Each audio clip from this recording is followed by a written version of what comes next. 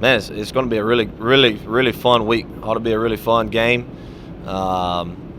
Two very similar teams than us and Tennessee Tech, and a chance to wrap up third place. Obviously that would go a long way for us going into the off season.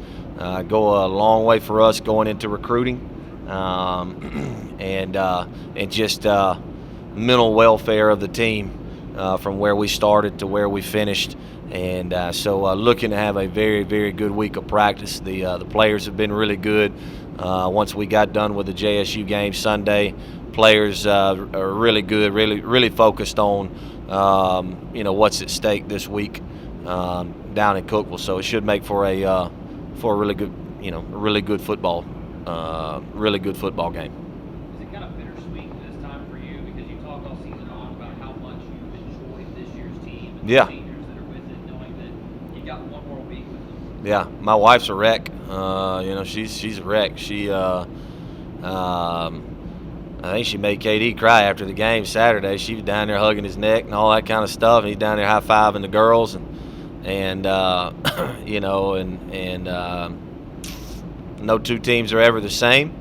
And this one's been a fun one to be around. And I told him Sunday, I said, man, I'm gonna do all I can to keep you guys around the building as much as possible this week because our time's running short. And so it is a little bittersweet.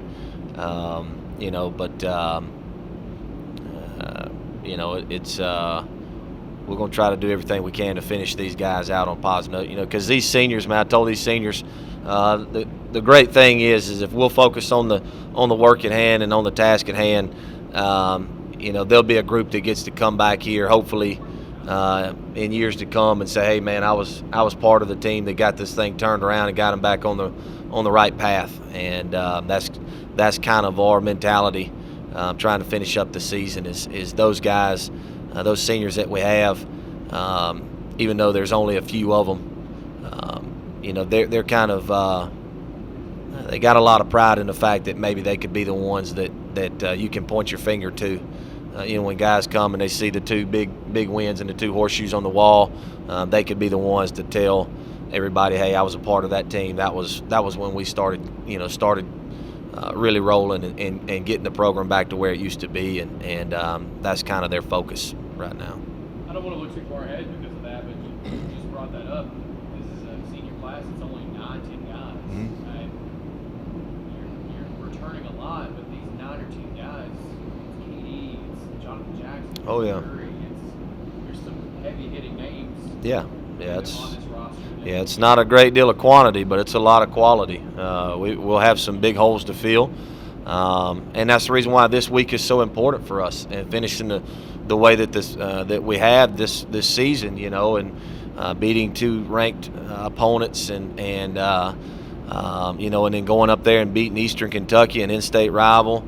It's the reason why that was so crucial for us to finish up this way, and it's so crucial for us to do that this weekend, and have a good game this weekend, because we got a lot of work to do ahead of us in the recruiting, and making sure that we can fill those gaps, because there's some big, golly, man, there's not a lot of people that we play that have a Jesse Blackburn on their team, that can do some of the things that he does. And then obviously, KD, that's a big hole to fill. And, and a guy like Toby Omley and Jonathan Jackson on the defensive side, there's a lot of tackles and a lot of plays being made. And then you take a guy like Toby, that's a huge figure in the locker room that you're losing. Just a guy that in that locker room is incredible as far as relaying your message as a staff to the players and things like that. So, that's the reason why this week is so detrimental to us, is because we need that momentum going into the off season and going into recruiting to be able to fill those holes.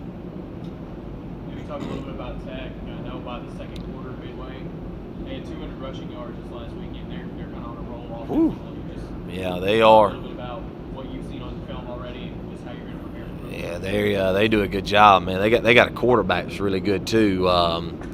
I forget his name. I don't know them all by name, but man, their quarterback's pretty sporty too. I think they do a really good job defensively. They run around the field. They gang tackle very well. They put a lot of hats to the ball.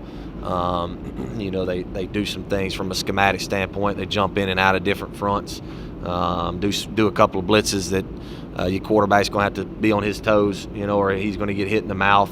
And they're on a roll. They're on a roll right now. It's like I said, it's a tale of two similar teams, because you got a new coach who doesn't know very much about his team when he gets the job.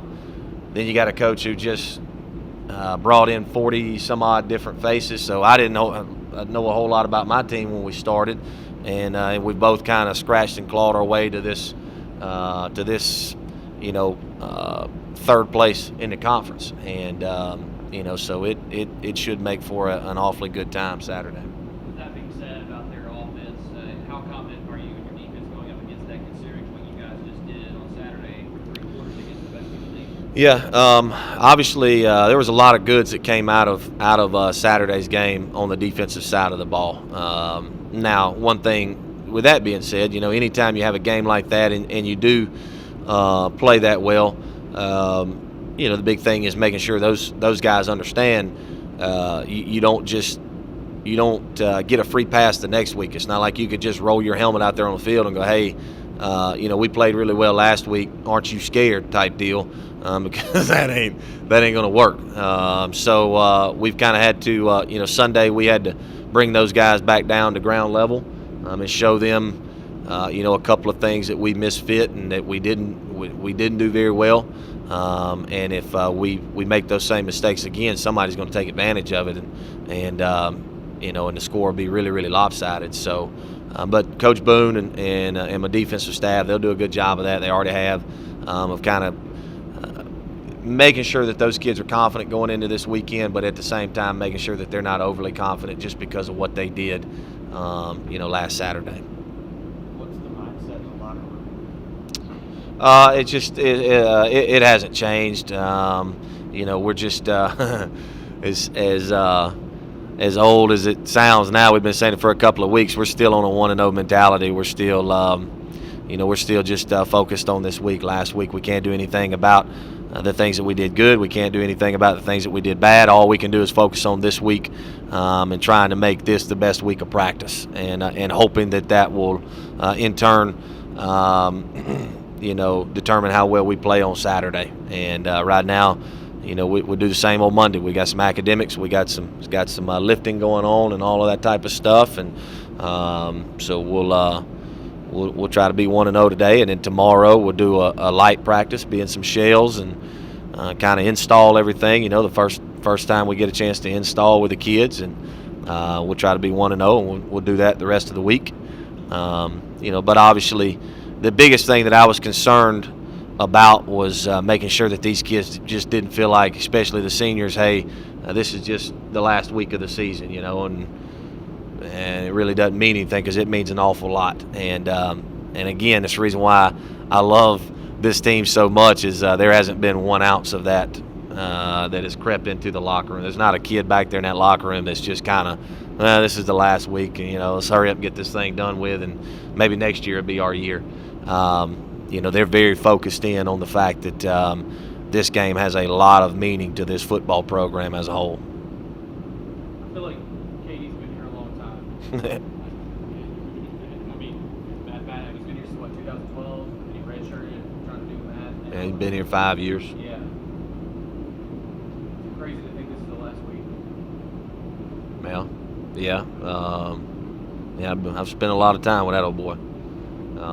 So he's been in my meetings for quite some time, and he's had a tremendous career, and I've said it from the get-go. He's a great ambassador for the game of football. We kind of honored him yesterday in a team meeting, because I don't think a lot of our kids, nobody would know that he's the passing record holder just because he doesn't say it. He doesn't talk about it down there to those guys. So none of those freshmen knew,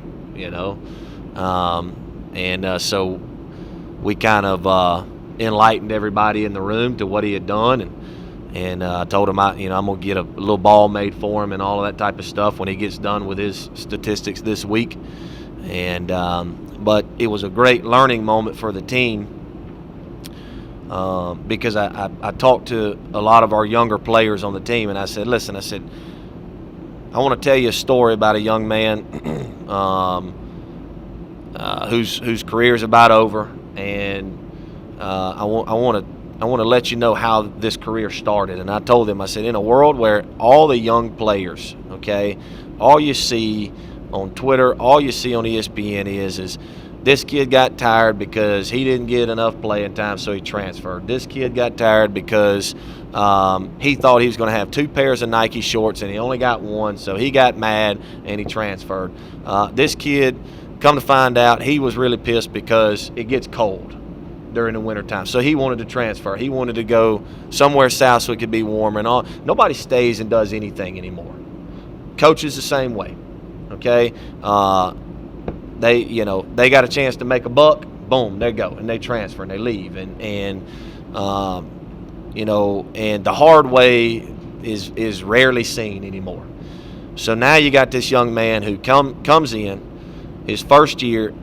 We don't have anybody else. We got him and we got Casey Brockman. So we don't have the ability to redshirt him because we had to make sure that if the unthinkable were to happen, he would be able to play. So as an 18-year-old kid, we throw him to the Wolves in Tallahassee, said, hey, man, go have fun. Go play Florida State for a couple of plays. He goes in there and he does some things his first year. Then the next year, we have a chance to get a transfer quarterback in from Ole Miss. We bring him in. Hey, now we're going to redshirt you. Okay. Got all the reason in the world at that point maybe to transfer. Because of this transfer quarterback coming in who was a junior, was going to have 2 years and all that type of stuff. Stays the course, doesn't say a thing. Red shirts, gets a little stronger. Body starts changing a little bit. Then next year we come in, we do some different things on offense. So we think another guy's going to be, the guy to help us do that. So he starts the first 2 games of the season. Well, and then all of a sudden we figure out, hey, let's let this old boy have a chance. We throw him in there. Next thing you know, we look like idiots because he's got 10,000 yards in his career, all because he decided to stick it out and play 5 years at one place. And I thought that was very important for our young players to hear that and see that, and all of our players to hear that and see that in all of this time of graduate transfers and people wanting to leave and do other things, and just because it's easier and not a whole lot of people want to earn it anymore. They just want it given to them. And the best thing about KD was he earned everything that he deserves, every accolade that he gets, all of those yards, because he earned every bit of it. He was here every summer. He put in the work. He throws until his arm falls off, and then some. So I have no bones telling anybody that if you know of a better quarterback, show me one, because I'll put him up against anybody. And I'm not talking talent-wise. I'm just talking about for your team and what he can do for your team and your ball club and things like that. I'll take that kid every day of the week.